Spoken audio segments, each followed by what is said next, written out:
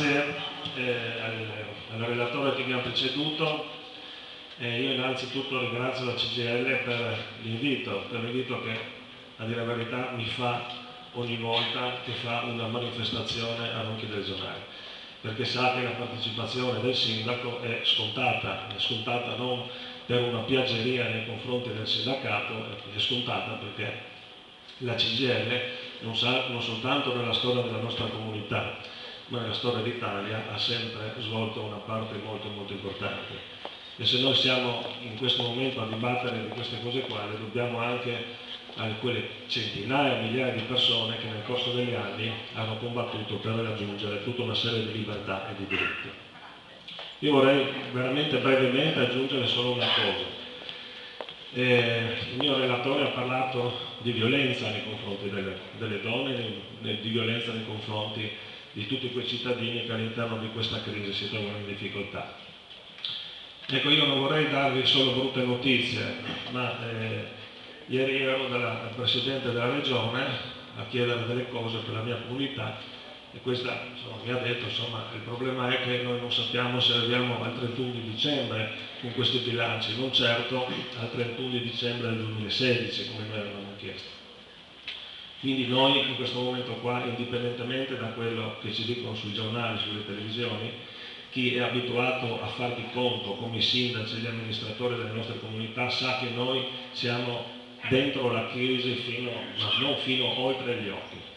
Nelle ultime decisioni di questo governo, che io più volte ho invitato ad andare a casa, insieme al primo Presidente del Consiglio dei Ministri, stanno mettendo insieme tutta una serie di iniziative che non sono coperte da delle coperture nazionali. Mi riferisco innanzitutto all'IMU, che verrà tirata via, sta per essere tirata via almeno la prima parte.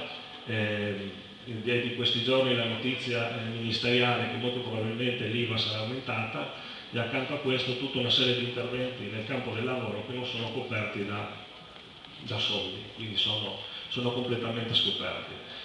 Il Presidente del Consiglio dei Ministri ci ha detto in questi giorni che tira via l'IMU, ma i comuni avranno tutti i soldi fino all'ultimo centesimo, però che sono 200.000 euro in meno rispetto a quanto ci è stato detto, e quindi una serie di servizi in meno nei confronti dei cittadini, quindi meno scolabus, meno pasti, meno aiuto alle famiglie, meno illuminazione, meno tutte queste cose qua, meno assunzioni, che se legate poi a quello che è il dramma del patto di stabilità nazionale ci dà l'idea in quali condizioni sta il nostro paese e quali sono le nostre prospettive.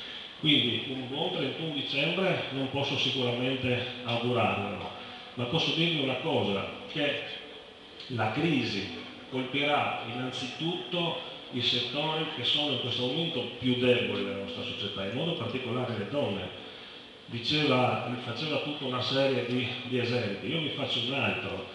Il diritto alle donne alla maternità è collegato direttamente al diritto a portare tuo figlio all'asilo nido oppure portarlo ad esempio alla scuola materna, perché è inevitabile che in un momento come questo, dove due persone lavorano e a stento arrivano alla fine del mese, i figli, quando io vado a lavorare, devo portarli in qualche posto, non posso lasciare a casa. E certi mi vengono a dire, ma non ha il nonno. Sì, adesso ha il nonno, ma non è obbligatorio avere il nonno, perché ad esempio io ho tutti e due genitori morti, quindi i miei figli non hanno avuto il nonno. E poi, dal punto educativo, dare il figlio piccolo ad un nonno di 70-80 anni non è proprio il massimo delle cose che una famiglia può fare, al di là dell'affetto. Io vi posso dire che per quanto riguarda il nostro asilo nido, noi abbiamo un asilo nido che è stato nel corso degli anni un esempio di efficienza, di cultura, di presenza. Quest'anno chiude con 350.000 euro di disavanzo. 350.000 euro di disavanzo, una cifra che i comuni non possono più permettersi di sostenere. Va detto che la Regione nel 1990-91 chiudeva il bilancio degli asili con circa il 92-93%, adesso col 6%, La differenza, il 94%, devono essere i comuni a mettere di tasca propria. L'ultima cosa, quando parliamo di autonomia finanziaria e di federalismo, guardate, sono due balle, sono due grandi balle, perché adesso il governo nazionale ci cala sulla testa l'IMU, però insomma, vediamo il nostro Presidente del Consiglio sempre senza giacca, per dare l'impressione che sta cambiando l'Italia, sempre senza giacca, che viene a dire ai comuni: non preoccupatevi, fino all'ultimo soldo. Non è così, diminuiranno i servizi, molti comuni dichiareranno il predissesto. C'è il comune di Trieste che improvvisamente si è trovato un buco micidiale, noi 200.000 euro, tutti i comuni si trovano in questa situazione. Cioè l'ente istituzionale che più dà servizi ai cittadini sarà profondamente e duramente penalizzato. Se poi vediamo in prospettiva qual è la situazione delle nostre pensioni, del nostro futuro, ve l'ho già detto il relatore, e concludo. Io negli anni '80 sono andato a sentire Bauman, un filosofo, un pensatore, un economista, perché il mio professore di economia mi aveva detto: io non posso andare, vai tu, e mi aveva dato il biglietto per andare. Noi vivevamo il periodo, no, in cui si parlava delle 32 ore, della qualità della vita, delle famiglie, di questo qua invece teorizzò che l'Italia, in modo particolare, stava andando verso il modello brasiliano e non certo verso il modello danese. Io pensai: questo è un po' impazzito, questo qua, che tra l'altro era un padre dell'economia mondiale. Effettivamente a distanza dal 90 ad adesso di un paio di anni il nostro modello è proprio quello. Lui diceva: arriveremo al punto in cui uno lavora 8 ore al giorno, dopo magari fa anche qualche lavoretto per pagarsi qualche altra particolarità della sua vita, e si trova povero. Quindi noi abbiamo in questo momento centinaia e centinaia di giovani che vanno a lavorare e sono poveri, non soltanto perché gli danno 800 euro, non soltanto perché non hanno nessun diritto, ma perché noi, se continuiamo così, arriveremo in quella direzione. Quindi c'è la necessità veramente di cambiare profondamente, ma proprio dalle basi, il nostro Paese. Libertà sicuramente, ma anche competitività, scuola. Noi abbiamo non so quanti milioni di dipendenti nella scuola, e abbiamo una tra le scuole peggiori d'Europa. Ma non per colpa di chi lavora, ma per colpa di chi dà le indicazioni generali all'interno della scuola. Concludo. Cambiare cosa significa?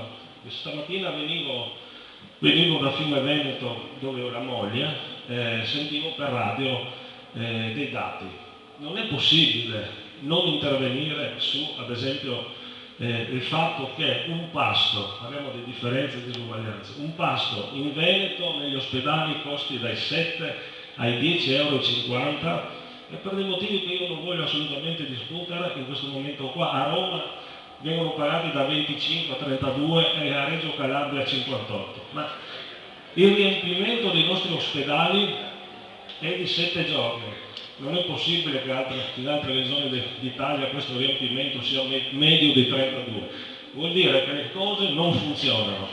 Quindi noi, oltre a discutere qua e stare attenti alle pensioni che oggi ci sono e domani forse non ci sono, ecco, anche questo bisogna vedere, dobbiamo metterci in testa che dobbiamo assolutamente, lui fa i conti ma siamo vicini, assolutamente cambiare. Termino, lui ha detto: la crisi ha colpito l'Italia. Io ero poco tempo fa con mio figlio a Carpato. Lui fa l'ingegnere e lavora in un ospedale. Siamo andati a vedere l'ospedale di Picabia a Carpato. Era una struttura come questa, aperta, dove i medicinali venivano portati da turisti tedeschi, e se avevi una necessità veniva l'elicottero da Rodi. Ecco, se questo è il futuro che noi vogliamo per l'Italia e per l'Europa, ecco, io non ho effettivamente parole. Grazie.